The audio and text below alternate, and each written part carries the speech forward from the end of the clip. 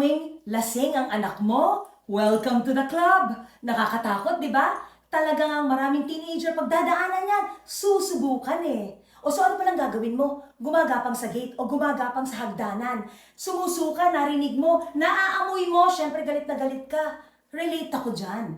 Pero yung oras ba na yun, dadakdakan mo? Anong gagawin mo? Syempre tutulungan mo. Lilinisin mong suka. Hindi naman niya kaya gawin yun eh. Yung pag-sermon at yung gigil mo sa galit, itulog mo muna yan. Bukas ng umaga, pag hindi na siya lasing, iupo mo. At tanungin mo, anak, ano yun? Nasaya ba? Anak, anong ginawa mo? Saan ka galing kagabi? Alam mo ba kung anong ginawa mo?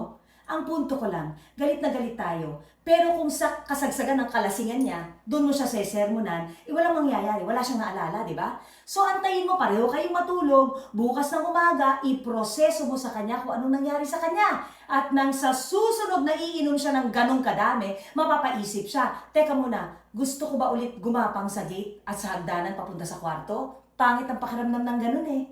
Think about that.